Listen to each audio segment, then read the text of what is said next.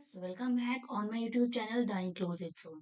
तो आज हम पढ़ेंगे dynamic model of learner autonomy, जो कि आपका unit 7 andragogy, pedagogy and assessment की यूनिट में दिया हुआ है। ये टॉपिक इम्पोर्टेंट है क्योंकि प्रीवियस ईयर में बहुत सारे क्वेश्चंस यहाँ से पूछे गए हैं। तो चलिए स्टार्ट करते हैं और पढ़ते हैं dynamic model of learner autonomy में क्या बताया गया है। तो ये मॉडल पढ़ने से पहले आपको ये पता होना चाहिए कि लर्नर ऑटोनॉमी क्या होती है। ठीक है। लर्नर ऑटोनॉमी का मतलब यहाँ पे ये होता है कि एक लर्नर, एक स्टूडेंट अपनी लर्निंग को कैसे मैनेज करता है, कैसे सीखता है, कैसे अपना सेल्फ असेसमेंट करता है, कैसे अपनी लर्निंग को मॉनिटर करता है। तो ये क्या होती है, लर्नर ऑटोनॉमी होती है, जहाँ पे सारा कुछ लर्नर अपने हिसाब से करता है। ठीक है। अपनी लर्निंग को मैनेज करना, मॉनिटर करना, उसको इवेलुएट करना, सेल्फ असेसमेंट करना, ये सब लर्नर ऑटोनॉमी के अंदर आता है। ठीक है। तो जो आपका dynamic model of learner autonomy है, ये हेनरी हॉलेक ने दिया है, ये आपको याद रखना है। Given by Henry Holec. Henry Holec को फादर ऑफ लर्नर ऑटोनॉमी कहा जाता है। He coined the term in early 1980। Is that clear?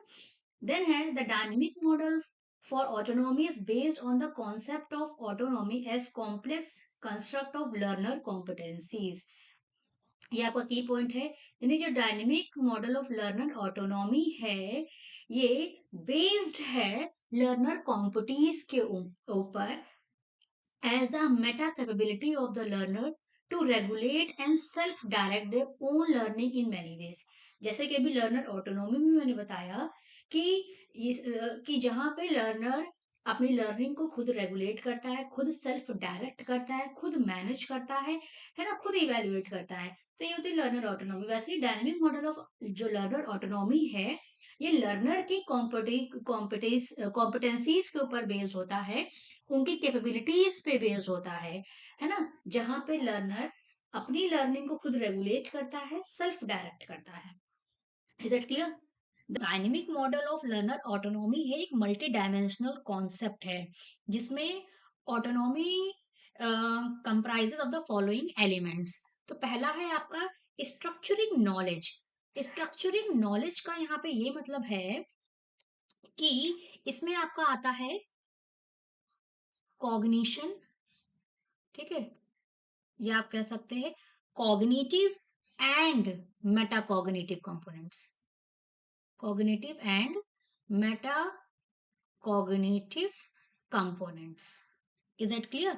तो इसमें स्ट्रक्चरल नॉलेज में आपका कॉग्निशन या cognitive and metacognitive components include होते हैं। कॉग्निशन या कॉग्निटिव और मेटाकॉग्निटिव कंपोनेंट्स, ये अगर जो आप मेरी पुरानी वीडियोस देखेंगे तो उसमें मैंने बहुत अच्छे से बताया हुआ है कि इनका क्या मतलब होता है। ठीक है। इसे तो आप वो पुरानी वीडियोस देखिए। अब इसमें आपका आ जाता है अवेयरनेस। ठीक है। क्या आएगा आपका? अवेयरनेस आ जाएगा। लर्नर्स बिलीव्स, लर्नर के बिलीफ आ जाएंगे।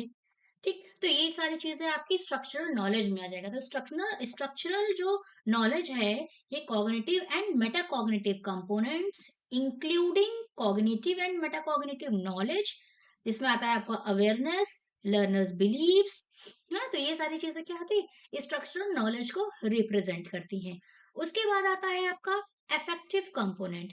अफेक्टिव का मतलब क्या होता है, जैसे कि आपने टेक्सोनॉमीज पढ़ी होंगी, तो जो है वो तीन जो हमारी ब्लूम टेक्सोनॉमी है, वो तीन कंपोनेंट्स पे बेस्ड है, जैसे कि आपका कॉग्निटिव डोमेन, अफेक्टिव डोमेन और साइकोमोटर डोमेन। ठीक है। ठीक उसी तरीके से यहाँ पे अफेक्टिव कंपोनेंट का मतलब होता है कि हमारे फीलिंग्स, यानी कि जो लर्नर है उसकी फीलिंग्स, इमोशंस। ठीक है। ये सारे किस कौन अफेक्टिव कंपोनेंट से रिलेटेड होते हैं, फीलिंग्स और इमोशंस। उसके मोटिवेशनल कंपोनेंट में आपका आ जाएगा willingness.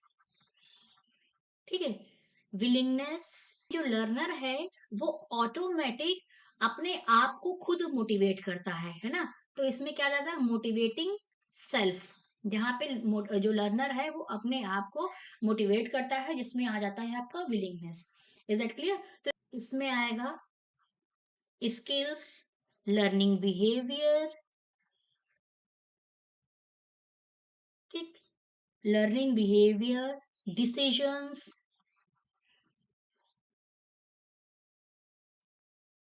Planning, choosing materials and methods, choosing material and methods, completing task,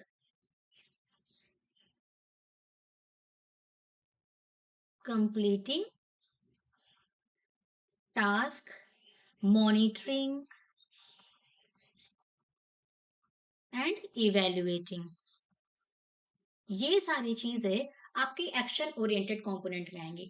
जैसे कि नाम से समझ में आ रहा होगा, आपका एक्शन ओरिएंटेड कंपोनेंट यानी कि जहाँ पे कोई काम किया जाए, है ना। तो यहाँ पे लर्नर्स की स्किल्स, उसका learning behaviour, decision making, planning, material को कैसे चूज करना है, कौन से मेथड का यूज करना है, टास्क को कैसे कंप्लीट करना है, कैसे उसको मॉनिटर करना है और इवेल्युएशन कैसे करना है, ये सारी चीजें आपकी एक्शन ओरिएंटेड कंपोनेंट के अंदर आती हैं। देन आता है आपका सोशल कंपोनेंट। सोशल कंपोनेंट में आपका आ जाता है कि learning and negotiation, learning with partners, ठीक है, लर्निंग एंड निगोशिएशन या negotiating learning with partners, with partners, ठीक है। एडवाइजर्स आपके आ जाएंगे इसमें, टीचर्स, ठीक है, इंस्टीट्यूशनल कॉन्टेक्स्ट आपका आ जाएगा, इंस्टीट्यूशनल कॉन्टेक्स्ट, ठीक। तो ये सारी चीजें आपके सोशल कंपोनेंट के आ जाएंगे। बाद आपका है Meta strategic component. Meta strategic component में आता है कि जो लर्नर है वो अपनी लर्निंग को कैसे मैनेज करता है, ठीक है। तो यहाँ पे क्या आ जाएगा, मैनेजिंग लर्निंग, मैनेजिंग लर्निंग, या आप ये कह सकते हो कि मेटा स्ट्रैटेजिक कंपोनेंट को the capacity to orchestrate all components, यानी कि जितने भी कंपोनेंट्स हमने पढ़े, स्ट्रक्चरल नॉलेज को, affective component, motivational component, action oriented component, social components, तो इन सारे कंपोनेंट्स को, ठीक है, इन सारे कंपोनेंट्स को कैसे रिप्रेजेंट करना है ना, कैसे इन सारी चीजों को एक साथ लेके चलना है, ये सारी चीजें आती है मेटा स्ट्रेटेजिक कंपोनेंट के अंदर। Dynamic model of learner autonomy के, अभी हम जब मॉडल देखेंगे तो ये सारे जो कंपोनेंट्स हैं वहां पे फिट हो जाएंगे। इसीलिए मैंने आपको बताया कि स्ट्रक्चरिंग नॉलेज में क्या चीजें आएंगी, इफेक्टिव कंपोनेंट में क्या आएगा, हर कंपोनेंट में क्या क्या चीजें आती हैं, तो ये आपको याद रखना है। यहाँ से क्वेश्चन 101% पूछा जाएगा। अब हम बढ़ते हैं नेक्स्ट स्लाइड की तरफ। ये जो मॉडल है, इस मॉडल में देखिए क्या क्या चीजें दी हुई है। यहाँ पे क्या है, यहाँ पे क्या लिखा है, learning, managing my own learning, है ना। तो अब मैनेजिंग माई ओन लर्निंग में देखिए ये इधर जा रहा है, यानी कि हम, एक लर्नर जो है वो कैसे अपनी लर्निंग को इवेलुएट करेगा, कैसे इसको, इसकी प्लानिंग करेगा, ठीक है, कैसे मॉनिटरिंग करेगा, कैसे मटेरियल को चूज करेगा, है ना, कैसे टास्क, क्या होता है, कोऑपरेटिव टास्क, स्ट्रक्चरल नॉलेज जो कि अभी हमने पीछे पढ़ा, डीलिंग विद माय फीलिंग्स जिसमें हमने अफेक्टिव कंपोनेंट पढ़ा था, है ना, इसमें हमने अफेक्टिव कंपोनेंट पढ़ा था, मोटिवेटिंग माई सेल्फ जिसमें हम, जो हमने मोटिवेशनल कंपोनेंट्स में पढ़ा था। तो ये जो सारे कंपोनेंट्स हैं, ये सब एक दूसरे को, एक दूसरे से क्या है, इंटर रिलेटेड है, इंटर डिपेंडेंट है एक दूसरे के ऊपर। तो ये जो मॉडल है ये ऐसे ही काम करता है कि एक लर्नर अपनी लर्निंग को कैसे प्लान करेगा, कैसे कंपोनेंट्स या जो जो टास्क है उसको कैसे कंप्लीट करेगा, कौन सा कंटेंट मतलब कौन सा कंटेंट वो चूज करेगा और किस मेथड से पढ़ेगा, कैसे इन सारे जो आपके जो एलिमेंट्स हैं, जो छोटे जो टास्क हैं, इनके बीच में कोऑपरेशन कैसे बैठाएगा, है ना, अपनी लर्निंग को खुद कैसे मॉनिटर करेगा। तो यही एक डायनेमिक मॉडल है लर्नर ऑटोनॉमी का, जिसमें कहीं ना कहीं सारी चीजें आ जाती हैं, जहाँ पे लर्नर अपनी लर्निंग को खुद मॉनिटर, इवेलुएट और सेल्फ असेस करता है। Is that clear? तो मैंने बहुत शॉर्ट में और बहुत क्रिस्प फॉर्म में आपको dynamic model of learner autonomy समझा दिया, जिसमें आपको ये जो एलिमेंट्स हैं, ये एलिमेंट्स याद रखने हैं, क्योंकि यही इंपॉर्टेंट है जहां से क्वेश्चन पूछा जा सकता है।